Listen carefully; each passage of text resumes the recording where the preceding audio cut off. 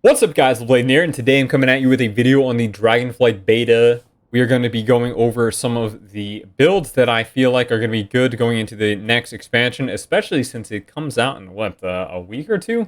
I know I haven't done as much testing as I would have liked to for the Dragonflight beta, but I've just been IRL busy, and I had COVID. But we're going to get back to a regularly scheduled video outpouring of content. I have plenty of builds that I'm going to be going over, and also Wrath of Lich King content. So let's get right into it. Now, in terms of the Paladin talent points here on the left side, I find myself not changing too many of these points anymore. A lot of the things have been nerfed. A lot of talents have been nerfed percentage-wise over the course of the expansion. They're just not as great or as powerful as they were before, and they're still, in my opinion, a little bland. However, there are some things that I will be changing with this build depending on what I'm fighting. So, for example, I do not need Cleanse Toxins. You can toss another point into Holy Aegis for increased crit chance, or you could toss another point into Seal of Templar if you're fighting Mages instead, or even Seasoned Warhorse. But let's be honest, 1 extra second on Steed is not going to do that much for you.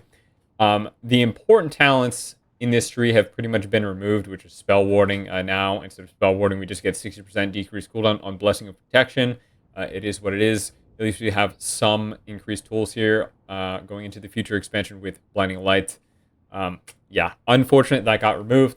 But a few interesting talents do remain, including Of Dusk and Dawn and Aspirations of Divinity. Now, although these are fairly passive talents, I have found some creative uses for them, and basically just maintaining a buff uptime as much as you can via never going out or never going to 0 holy power anymore. So in previous expansions, it's fine to Templar's Verdict at 5, 4, or 3 holy power. Now we only want to Templar's Verdict at 4 or 5 holy power because we will always want to keep up Of Dusk and Dawn, which is essentially a 20% holy power spender and I guess 10% damage increase on your non-holy power spender spells.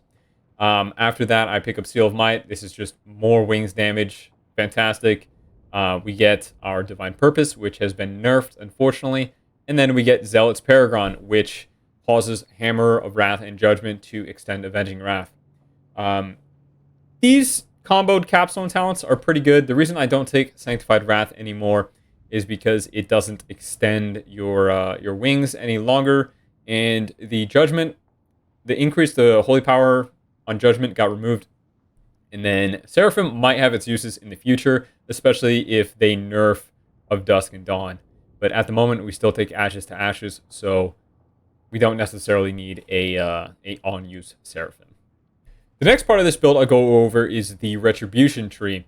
Now, this Retribution talent tree is, guys, it is like unfortunate what has happened to the Ret tree throughout the whole development cycle, which more or less has been not much. There has been some tuning, but most of the talents that I looked forward to, including Long Armored Law, are not there. There are, however, a few different ways that we can deal damage, and I'm not entirely sure that there's a cookie cutter build yet. The first build that I'm going to show you is my Exorcism build that incorporates Templar's Verdict into the damage rotation still. And the reason I'm showing you this build first is because I think it's the most fun. However, it's definitely not the most effective because Templar's Verdict is nerfed so much. The only time that your Templar's Verdict, and including Final Verdict, which, mind you, is a talent that buffs Templar's Verdict's damage passively, is stronger than Justicar's Vengeance now, is with the 4 set. Or if you include the procs to Templar's Vindication and Virtuous Command along with Righteous Verdict into the ability. So that's 5 talents that you need right here in order to make your... I'm sorry, 6... Is it 5? 5? 6? 6 talents that you need to increase your Templar's Verdict damage to the same of Justicar's Vengeance now. Now, if I hover over the tooltip here, you'll see it's 24,113 holy damage done by Final Verdict.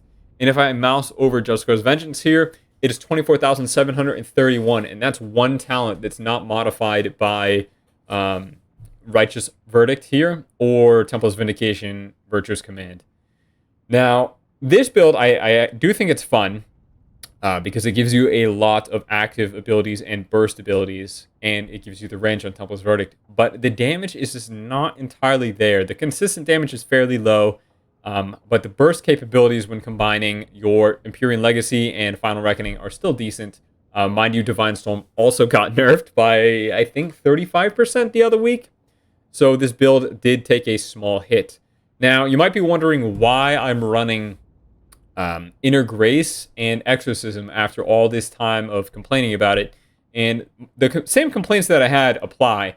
However, Inner Grace does allow you to it allows easier maintenance of Dusk and Dawn.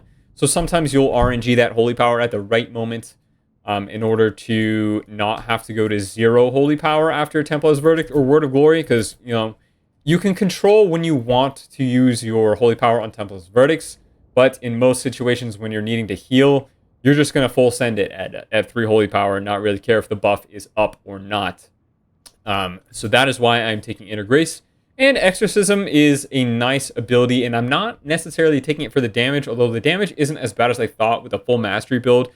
You can also modify the damage on it with Aspirations of Divinity and the first portion of Dusk and Dawn.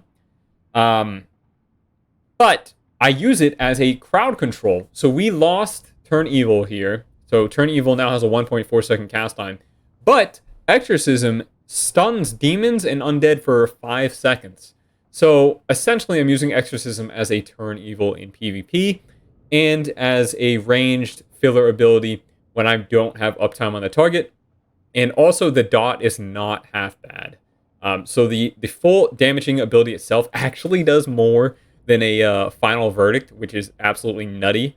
A non-Final Reckoning Final Verdict. But you can modify this to do decent damage or use it as a CC. So that's pretty cool. Following these abilities here, I'm going to talk about this. What's this? This 5th row right here. Expurgation, not necessary. You can go Seal of Wrath if you would like. I wouldn't advise Consecrated Blade in PvP because Consecration is garbage. Righteous Verdict, also not necessary. One of the main reasons that we don't take this on retail is because, 1, it's nerfed in PvP combat, but 2, there's not many opportunities in PvP where you're going to back-to-back Templar's Verdict within 6 seconds, unless it's on your burst go, in which case 5% really is not that much. This talent used to be 15% up until, I believe, a week or 2 ago. You could just as easily toss this Righteous Verdict into your High Lord's Judgment and increase your Judgment damage, which honestly might be the better play. But you do need either Expurgation or Seal of Wrath in order to make it down to Zeal. Now, Zeal also got nerfed. It now only affects your next 2 auto attacks rather than 3, so you're going to get less Art of War procs. You're also going to get less Art of War procs from Blade of Wrath being nerfed. So there are a lot of nerfs that happened during the past few weeks that I have not played the beta, including Ashes to Dust.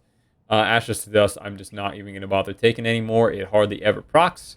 But yeah, following that, you can pick up both walls here, Eye for an Eye and Divine Protection. And then down here, you got to pick up, unfortunately, you got to pick up Templar's Vindication and Virtuous Command in order to get to Final Reckoning, Final Verdict, and Vanguard's Momentum.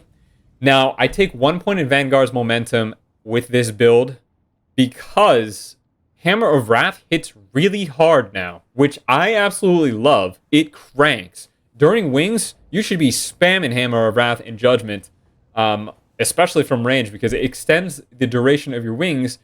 But Hammer of Wrath also gets a 10% damage increase from Zealot's Paragon. So if you're going to go with Zealot's Paragon, I 100% recommend going Vanguard's Momentum with at least 1 point. There are other builds which run 2.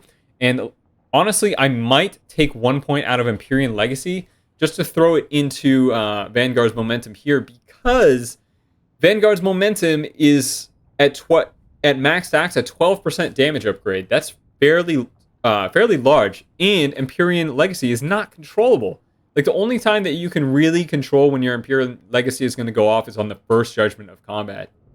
Outside of that, it's going to require careful planning on when you're going to toss your judgment. So I am really in favor of making this an active ability rather than its current passive ability. I don't find this Empyrean Legacy as fun as Vanquisher Hammer. I still do like the secondary effect, but it's not that great. Let's see. Final thoughts on this build. Let me give a little example right here of what the damage rotation would look like. All right, I'm gonna go over a simple burst rotation with this build. So more or less similar to prior expansions, we're gonna judge on the way over into a Blade of Justice, double Crusader Strike to stack those aspirations of divinity into a stun, Wings Final Reckoning into a Templar's Verdict, Wake of Ashes, Templar's Verdict. We're gonna go ahead and blind into a double Hammer of Wrath, into a Templar's Verdict, into a Judgment, into a Hammer of Wrath, into a Templar's Verdict, into a Hammer of Wrath. And you want to hit as many Hammer of Wraths during your burst rotation as possible because it increases the duration of your wings, including Judgment. Judgment also does the same. And even though it's only 6% damage increase with one talent point, it is still worth to do your best to keep that buff up during your burst go.